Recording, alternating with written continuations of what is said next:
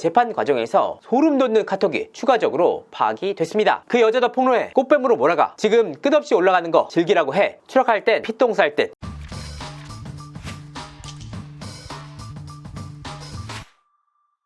시청자 여러분 안녕하세요. 연예 대통령 이진호입니다. 우리 형수 같은 사람 만나라. 우리 형수 정말 좋은 사람이다. 나도 우리 형수 같은 사람 만나고 싶다. 박송씨가 형과의 분쟁 전까지 지인들에게 줄곧 해왔던 말들입니다. 본인을 대신해서 돈 관리를 해주는 형과 형수가 마티즈를 몰고 다니고 명품백 하나 없이 종이 가방을 들고 다닌다는 사실에 안타까워할 정도였는데요. 하지만 박송씨가 가족에 대한 실체를 마주하는 데는 상당한 시간이 걸렸습니다. 4년 전 형과의 분쟁 이후 형수의 진짜 모습을 마주하게 됐던 것인데요. 박송씨의 형수 이모씨는 지난 11일 박송씨의 사생활에 대해서 허위 사실을 유포한 혐의로 법원으로부터 1,200만원의 벌금형을 선고받았습니다. 재판부는 형수 이씨의 죄질이 상당히 불량하다면서 명예훼손 사건으로는 굉장히 이례적으로 1,200만원의 벌금형을 선고했습니다. 저는 그간 방송을 통해서 형수 이씨의 범죄 행각이 어떤 식으로 꼬리가 잡혔는지, 어떤 방식으로 지인들에게 카톡을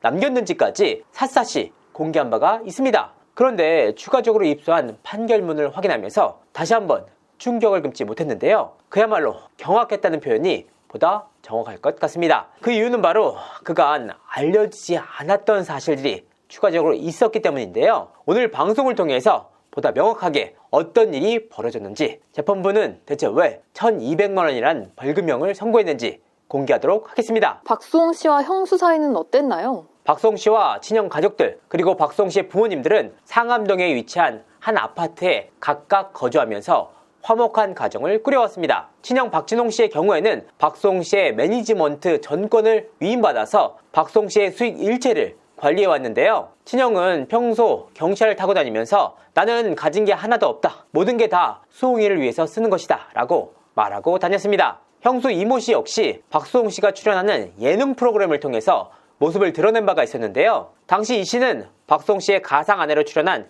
여성의 국그릇을 보면서 어머 고기 좀 봐. 내 토랑국에는 고기가 별로 없다. 라는 짓궂은 농담을 던지면서 눈길을 끌기도 했습니다. 하지만 이와 같은 짓궂은 농담에도 박송씨는 정말 좋은 형님이 되실 거다 라고 말하기도 했습니다. 실제로 형수 이 씨는 박송씨의 집을 직접 청소하기도 했다고 주장했는데요. 이와 같은 모습과 방송에서의 모습 등을 종합해서 볼 때 박송씨와 형수 가족들이 무척이나 가까웠음을 엿볼 수가 있습니다. 형수 이씨가 벌금 1,200만원을 선고받았잖아요.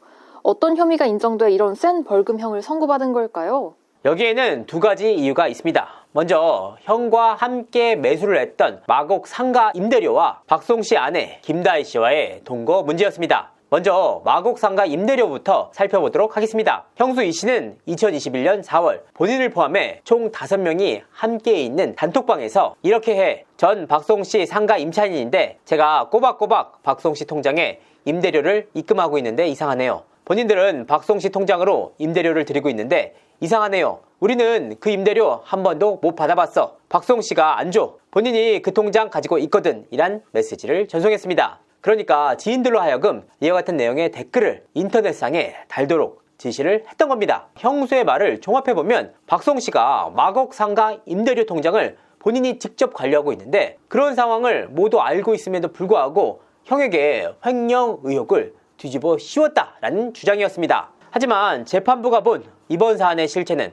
완전히 달랐는데요. 과연 어떤 사유 때문에 재판부는 이와 같이 봤을까? 자, 박진홍 씨는 2014년 5월경 동생 박송 씨와 함께 마곡에 있는 상가 한 채를 매수했습니다. 이후 해당 상가는 한 프랜차이즈 음식점에 임대를 해줬는데요. 2015년 7월부터 2019년 5월까지 박송 씨와 공동 명의로 개설을 했던 계좌로 임대료를 입금받아 왔는데요. 이 과정에서 2015년 12월 각각 1,000만원, 2016년 6월 각각 1,500만원, 2017년 5월 각각 3,000만원, 2017년 11월 각각 1,200만원씩 지급하는 방식으로 두 형제는 임대료를 나눠왔습니다. 문제는 2023월경 발생을 했는데요. 박진홍 씨는 해당 상가에 새로운 임대차 계약을 맺고 박송 씨와 공동 명의로 개설된 계좌에 보증금 6천만 원을 입금받았습니다. 하지만 이와 같은 임대차 보증금을 입금받은 날 박진홍 씨는 공동 명의의 계좌에서 6천만 원을 꺼내서 본인 명의의 계좌로 이체를 했습니다. 이와 함께 임차인에게 질권 설정을 해줬는데요. 박송 씨는 이 사안에 대해서 파악하지 못한 모양새였습니다. 이후 형과의 분쟁 과정에서 자신의 출연료로 주된 수입원을 이루고 있는 라붐과 메디아붐의 횡령 의혹에 대해서 파악을 하게 됩니다. 이 과정에서 회사의 지분 구조와 회계 장부 등을 파악한 박송 씨는 아버지가 보관 중이던 상가 임대료 통장을 회수해 오게 됩니다. 그 시기가 바로 2020년 6월이었습니다. 그러니까 박송 씨가 마곡상가 임대료 통장을 관리하게 된 시점이 2020년 6월부터라는 의미였는데요. 재판부는 이 씨가 이 내용을 모두 알고 있음에도 불구하고 전 박송 씨 상가 임차인인데 제가 꼬박꼬박 박송 씨 통장에 임대료를 입금하고 있는데 이상하네요 라는 댓글을 지인들에게 달도록 지시했다고 봤습니다. 박송 씨가 2020년 6월부로 자신의 임대료 통장을 회수해온 것은 사실이지만 그 이전까지 자신의 남편인 박진홍 씨가 해당 임대료 통장을 관리해왔음에도 불구하고 이와 같은 사실을 왜곡했다고 본 것인데요. 재판부는 결국 이 부분을 형수의 허위 사실로 판단을 했습니다. 재판부는 특히 설사 형수인 이 씨가 이와 같은 사정을 몰랐다고 하더라도 남편인 박진홍 씨에게 굉장히 손쉽게 확인할 수 있는 내용이었다. 그럼에도 불구하고 여론에서 우위를 점하기 위해 지인들에게 이와 같은 글을 전송했기 때문에 박송 씨가 계속해서 임대료 수입을 관리했다는 사실을 진실한 사실로 믿었다고 보기도 어렵다고 봤습니다. 김다혜 씨와의 동거설은 어떤 식으로 퍼뜨리게 된 걸까요? 이 내용 역시 형수가 지인들과 함께 나눴던 단톡방을 통해서 확인이 됐습니다. 박송 씨의 형수는 2021년 4월경 지인들과 함께 있는 단톡방에서 그냥 달아 박송 씨가 같이 살고 있는 여자가 있는 것 같은데 제가 박송 씨랑 같은 카이저 팰리스 사는데 항상 여자랑 있던데요? 해! 라는 글을 전송했습니다. 그러니까 지인들로 하여금 이와 같은 댓글을 달도록 지시를 했다는 겁니다. 문제는 박송 씨와 김다혜 씨가 2021년 7월 결혼 전까지 전혀 동거를 했다는 사실이 없다라고 주장을 했던 겁니다. 이와 같이 두 사람이 동거를 하지 않았다는 사실은 김다혜 씨 부모님이 써준 사실 확인서와 함께 당시 박송 씨가 출연 중이던 미운 오리 새끼 방송 특성을 통해서도 확인이 됐습니다. 미운 오리 새끼가 리얼 버라이어티 프로그램이었기 때문에 박송 씨가 살고 있는 집안 곳곳에 카메라가 설치되어 있었기 때문이었는데요. 이와 같이 카메라가 집안 곳곳에 설치되어 있는데 만약 동거인이 있었다면 이와 같은 사실을 현실적으로 감추기가 어렵다고 본 것입니다. 또한 형과 박송 씨 부모님이 주장하고 있는 박송 씨의 동거설 주장 역시 그 실체가 굉장히 빈약했습니다. 박송 씨의 집안에서 여성의 구두와 여성용 캐리어를 발견했다는 주장이 전부였던 것인데요. 그간 박송 씨의 형수 이모 씨는 박송 씨의 집을 여러 차례에 걸쳐서 청소를 해줬다라고 밝혔습니다. 그런데 여러 차례에 걸쳐서 청소를 했음에도 불구하고 단 한 차례도 박송 씨와 김다혜 씨가 함께 있는 모습을 목격하지 못했다는 겁니다. 박송 씨와 김다혜 씨가 함께 있는 모습을 유일하게 목격한 사람은 바로 박송 씨의 아버지였는데요. 그러니까 유일한 진술이 박송 씨의 아버지가 박송 씨와 김다혜 씨를 아파트 지하 주차장에서 봤다라는 진술 한 차례가 전부였던 겁니다. 특히 재판부는 여성의 구두와 여성의 캐리어가 동거를 하지 않더라도 연인 사이에도 충분히 있을 법한 물건이라고 판단을 했습니다.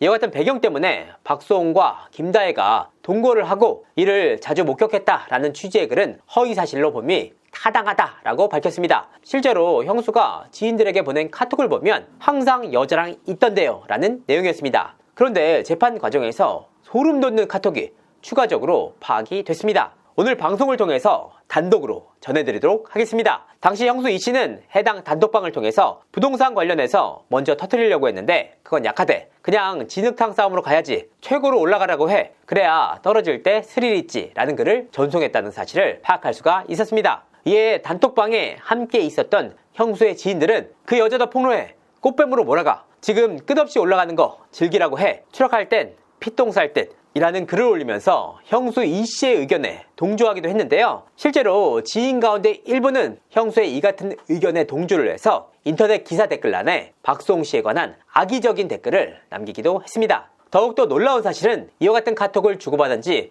불과 6일 만에 유튜브 채널 가로세로 연구소를 통해서 박송 씨에 대한 폭로가 터져 나왔다는 겁니다. 당시 가로세로 연구소 측은 단독으로 박송 씨의 위장 취업 및 탈세 의혹을 제기했는데요. 이와 함께 박송 씨의 여자친구가 이 작전을 짰다, 스토리텔링을 잘해서 대중들을 선동했다라고 주장하기도 했습니다. 당시 베일에 가려졌던 박송 씨 여자친구의 사진과 함께 김다땡이라는 형식으로 이름을 공개하기도 했습니다. 이와 같은 폭로 대부분은 사실이 아닌 것으로 밝혀졌습니다. 하지만 이와 같은 폭로의 제보자가 추후 형수 이모 씨인 것으로 드러나 충격을 더했는데요. 이런 주장들로 인해 박송 씨는 엄청난 대중들의 비난에 직면해야 했습니다. 출연 예정 중이었던 예능 프로그램 MC 자리에서 모두 하차를 당하는가 하면 마지막으로 남았던 동치미 시청자 게시판에도 하차 요구가 빗발치듯 쏟아졌습니다. 이 과정에서 가족들에게까지 버림을 받았다라는 괴로움에 극단적인 선택을 시도하기도 했는데요. 재판부는 형수 이 씨가 본인과 박진홍 씨의 횡령 등 법적 분쟁 과정에서 지인들이 있는 단체 채팅방에 박송을 비방하는 내용의 글을 전송했을 뿐만 아니라 인터넷 기사 댓글 등을 작성하는 방법으로 더 많이 전파될 수 있도록 계획을 하고 실행했다는 점에서 죄질이 불량하다라고 판시했습니다. 더욱이 피고인 이 씨는 자신과 가족들이 처한 상황만을 앞세우면서 납득하기 어려운 변명을 할 뿐만 아니라 피해자에게 용서를 구하려는 노력도 하지 않고 있다고 짚었습니다. 그러니까 명예훼손 사건으로는 이례적으로 1200만 원이라는 벌금형이 선고된 배경에는 이와 같은 냉혹한 현실이 있었던 겁니다. 그 누구보다도 형과 형수를 따랐던 박송 씨였기에 충격이 클 수밖에 없는 상황이었는데요. 문제는 이와 같이 명백하게 자료와 근거를 통해서 재판부가 판결을 내렸음에도 불구하고 박송 씨의 부모님들은 형과 형수의 편에 서고 있다는 겁니다. 그야말로 안타까운 현실이 아닐 수가 없는데요. 박송 씨가 이번 재판을 통해서 조금이나마 명예를 회복한 만큼 그간 가족으로부터 받은 충격을 덜고 새로운 가정을 통해서 행복을 찾으셨으면 하는 바람입니다. 이상으로 이진호였습니다. 감사합니다.